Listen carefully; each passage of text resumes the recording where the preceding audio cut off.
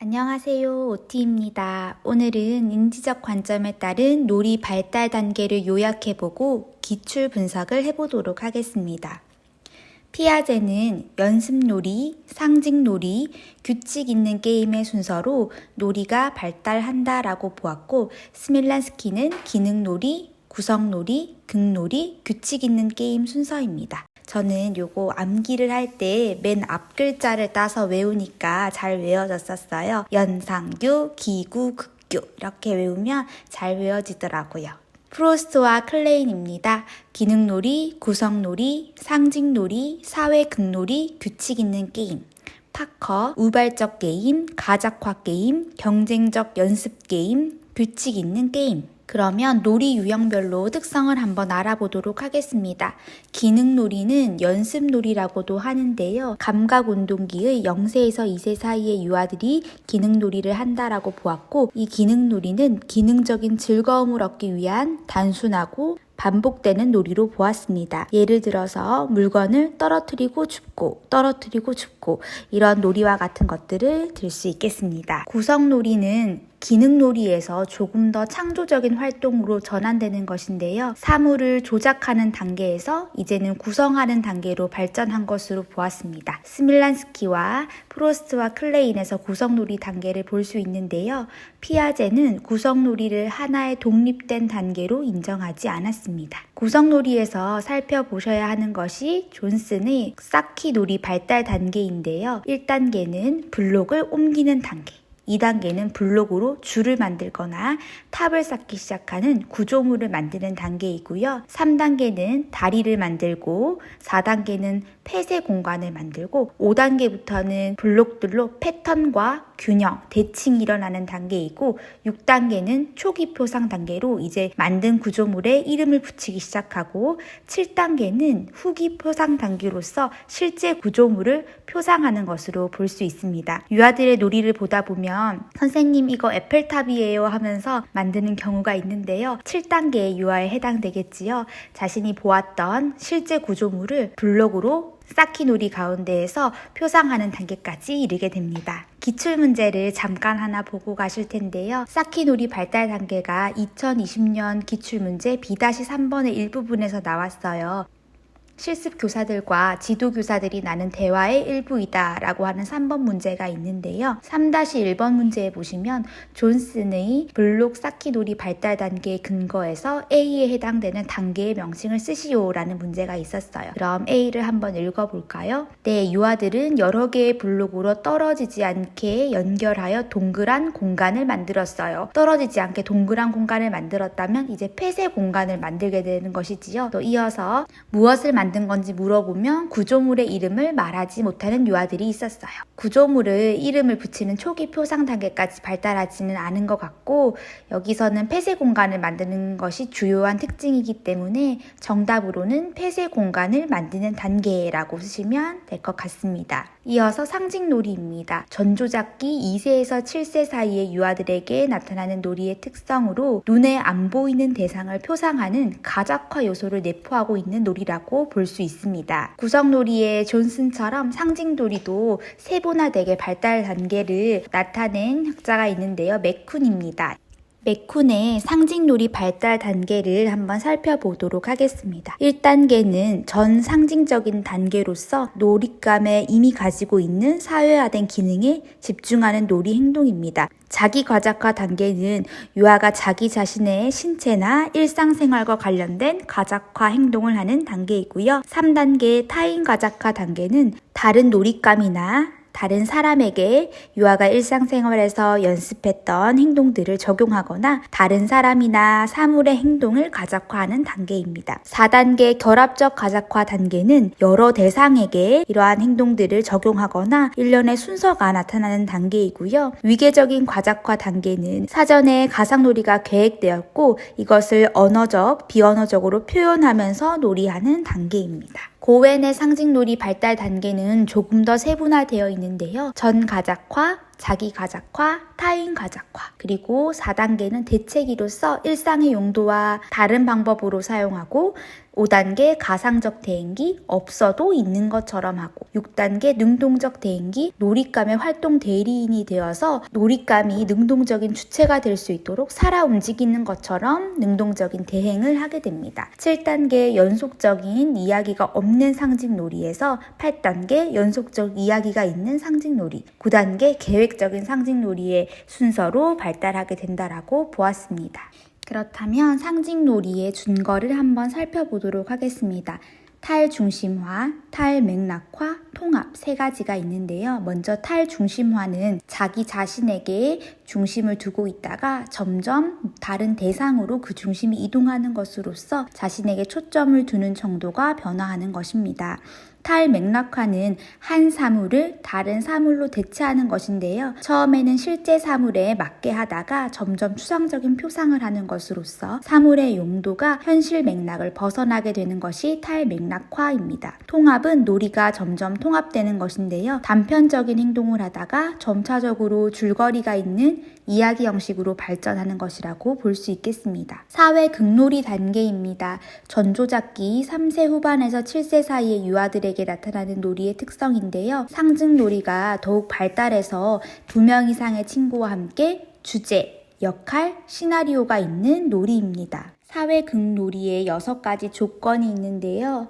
먼저 가작화가 일어납니다. 역할의 가작화, 사물의 가작화, 행동과 상황의 가작화입니다. 또한 한 가지 놀이 주제를 가지고 최소 10분 이상 지속되는 지속성을 가지고 있어야 하고요. 2명 이상의 유아들이 동일한 놀이 주제를 가지고 직접적으로 상호작용을 하는 상호작용이라는 특성이 있어야 합니다. 또한 가작화 의사소통, 상위 의사소통과 같은 언어적 의사소통이 나타나야 사회극 놀이다라고 볼 수 있겠습니다. 그 다음 단계는 규칙 있는 게임의 단계인데요. 구체적 조작기에 해당되는 특성으로서 2명 이상의 또래와 경쟁하면서 승부를 겨루는 활동을 규칙 있는 게임이라고 볼 수 있겠습니다. 그러면 지금까지 살펴보았던 기능놀이, 구성놀이, 상징놀이, 사회극놀이, 규칙 있는 게임과 관련된 기출을 살펴보도록 하겠습니다. 2014년도 A-3번에 있는 문제인데요. 가 부분에 보시면 피아제와 스밀란스키의 놀이 발달 단계가 나와 있습니다. 피아제는 인지가 발달함에 따라 놀이는 3단계로 발달해 간다고 보았습니다. 3단계, 피아제의 3단계는 무엇이었죠? 연상규, 연습놀이, 상징놀이, 규칙 있는 게임. 스밀란스키는 기억나시나요? 기구, 극규, 기능놀이, 구성놀이, 규칙 있는 게임의 순서로 발달한다라고 보았는데요. 기능놀이와 극놀이의 중간 단계, 바로 구성놀이였죠. 니은을 피아제는 하나의 독립된 단계로 인정하지 않았다. 피아제는 구성놀이를 하나의 독립된 단계로 인정하지 않았지요. 그러면 니은에 들어갈 용어를 쓰시오 한다라고 하면 구성놀이라고 쓰시면 1점을 획득하실 수 있겠습니다. 2014년 기출 A-3번에 이어서 나번을 보시면 유아들이 역할놀이 영역에서 소꿉놀이를 하고 있다 하고 문제는 뭐였냐면요. 상징놀이의 구성 요소 및 내용이다. 리을에 비추어서 A에 들어갈 내용을 한 가지 쓰고 미음에 비추어서 B에 들어갈 구성 요소를 한 가지 쓰시오 라고 되어 있어요. 문제를 푸실 때 본문이 있는데 먼저 문제를 어떤 문제가 나왔는지 보고 본문을 읽으면 문제를 조금 더 빠르게 이해하고 푸실 수 있을 것 같아요. 상징놀이의 구성 요소 3가지, 탈중심화, 탈맥락화, 통합. 사실 B번은 본문을 읽지 않아도 바로 쓰실 수 있겠지요. 탈맥락화라고 쓰시면 될 것 같고요. 그래도 한번 미음을 읽어볼까요? 선생님 아기 업을래요 라고 했는데 인형이 없어서 쌓기놀이에 가서 종이 벽돌 블럭과 보자기를 가지고 오면서 이제 종이 벽돌 블럭으로 아기를 대체하는 유사한 사물이나 상황 대체에서 유사하지 않은 사물이나 상황 대체로 변화하는 탈맥락화가 일어나고 있지요. 그러면 이어서 A에 들어갈 내용을 한번 설명을 해보아야 될 텐데요. 탈중심화에 대한 내용을 설명하기 전에 리을을 한번 읽어보겠습니다. 빈 컵을 입에 갖다 대며 마시는 신용을 하며 아 시원하다. 아기도 목말라 인형의 입에 빈 컵을 갖다 대며 먹이는 신용을 하며 아기야 이제 됐어? 처음에는 이제 소연이는 내가 물을 마시는 모습이고 민채는 아기에게 물을 먹이는 모습이지요. 이제 자신에게 초점을 두는 정도인데요. 소연이는 자기에게 중심을 두고 물을 마시는 행동을 하지만 민채는 이제 아기에게 다른 대상에게 그 행동을 하고 있어요. 그래서 A에 해당하는 내용은 자기 자신에 대한 상징 행동에서 다른 대상을 중심으로 하는 상징 행동으로 확대되는 것이 이제 탈중심화이다라고 저는 쓸 것 같습니다. 2010년 기출 26번 문제인데요. 피아제의 인지 발달론적 관점에서 유아의 놀이를 설명한 것으로 맞는 것을 보기에서 모두 고른 것은 한번 보기를 하나하나 살펴볼까요? 기억. 놀이는 동화와 조절 중에 조절이 우세한 작용으로 일어난다. 피아제 지난 시간에 정리를 한번 해보았지요. 놀이는 동화가 우세한 작용이다. 기억은 맞지 않네요. 니은. 놀이는 유아의 발달 수준을 뛰어넘어서 나타나지 않지만 발달에 기여한다. 맞고요. 디귿. 놀이는 이미 존재하는 인지구조 속에 새로운 자료를 통합하는 작용이다. 이것도 맞네요. 동화에 대한 설명이고요. 리을. 놀이는 감각운동 놀이에서 상징놀이 그리고 연습놀이의 단계로 발달한다. 이거는 리을은 틀렸네요. 연상규, 연습놀이, 상징놀이, 규칙 있는 게임의 단계로 발달하지요. 그래서 정답은 3번이 되겠습니다. 2009년 기출 17번 문제입니다. 스밀란스키에 관한 문제네요. 유아의 지적 발달이 높아짐에 따라 인지적 놀이 수준도 기능놀이, 구성놀이, 극놀이, 규칙 있는 게임으로 변화해 간다라고 보았다. 기구, 극교 외워두시면 좋겠지요. 그러면 정답은 먼저 한번 보겠습니다. 민지는 친구들과 사방치기 놀이를 한다. 1번부터 정답이 있네요. 사방치기라는 규칙이 있는 게임이지요. 2번, 종환이는 친구들과 함께 병원놀이를 한다. 병원놀이는 극놀이에 해당이 되고요. 그릇에 모래를 채웠다 비웠다. 이건 단순 반복되는 놀이로서 기능놀이. 레고 블럭을 이용해서 집을 만든다. 구성놀이. 장난감 자동차를 반복해서 굴리기. 반복해서 굴리는 단순한 반복 행동은 기능놀이입니다. 2017년 기출 B-2번 문제입니다. 병원놀이를 하고 있는 상황이고요. 이제 기억에 해당되는 문제를 한번 먼저 읽어볼 텐데요. 피아제의 놀이 유형을 쓰시오라고 되어 있습니다. 피아제의 놀이 유형을 쓰시오. 기억 한번 읽어볼까요? 초콜릿을 받은 후에 손에 컵을 쥔 신용을 하며 약을 먹는 척한다. 피아제의 놀이 발달 단계는 연습놀이, 상징놀이, 규칙 있는 게임. 여기서는 가작화 행동이 나타나기 때문에 상징놀이에 해당될 수 있겠습니다. 2017년 기출 A-3번 문제입니다. 1번 문제가 이제 인지적 발달에 관련된 문제인데요. 스밀란스키가 제시한 사회 극놀이 준거 중 디귿에 해당되는 것을 쓰고 디귿, 난 미용사 할래 라는 표현이네요. 그 전의 상황을 보면 혜미가 이제 손님이 한 명밖에 없어서 가게 놀이가 재미없어. 우리 미용실 놀이 하자 하면서 지수가 그거 재밌겠다. 난 미용사 할래 라고 표현을 하고 있어요. 그러면 사회극 놀이의 6가지 조건, 역할의 가작화, 사물의 가작화, 행동 상황의 가작화, 지속성, 사회작용, 언어적 의사소통 중에서는 가장 적합한 것이 역할의 가작화 혹은 역할 이행 이렇게 쓰시면 좋을 것 같습니다. 2014년도 기출 B-3번 문제인데요. 유아들이 방송국 놀이를 하는 장면이네요. 스밀란스키에 의하면 기억은 사회극 놀이의 요소 중에 1에 해당된다. 기억을 한번 읽어볼까요? 다은이는 아나운서 테이블에 앉아서 길쭉한 연필꽂이를 앞에 세워두고 후후 불며 마이크 테스트를 하는 신용을 한다. 일단 연필꽂이가 마이크처럼 돼 있는 사물의 가작화가 일어나고 다은이는 마치 아나운서인 것처럼 행동하는 가작화, 역할과 행동의 가작화가 일어나네요. 그러면 1에 해당되는 것을 쓰시면 가작화라고 쓰시면 될 것 같고요. 이어서 니은. 니은은 사회 극놀이 요소 중에 하나인 언어적인 의사소통 유형 중에 2에 해당한다. 언어적인 의사소통 유형은 상위 의사소통 그리고 가작화 의사소통이 있는데요. 니은을 한번 읽어보겠습니다. 뉴스를 시작하겠습니다. 옆 동네에는 지금 비가 너무 많이 와서 홍수가 났다고 합니다. 마치 아나운서처럼 이야기하고 있는 가작화 의사소통이 일어나고 있네요. 그러면 이렇게 쓰시면 2점을 획득하실 수 있겠습니다. 2013년 기출 B-5번 문제인데요. 사자춤 동영상을 감상한 후에 역할놀이 영역에서 놀이를 진행하는 장면이네요. 다음은 스밀란스키의 스밀란스키가 제시한 사회 극놀이 구성 요소의 일부를 가와 관련 지은 표이다. 가작화 설명 1과 지속성의 사례 2에 적절한 내용을 쓰시오. 일단 1번에 대한 설명을 써야 해요. 가작화.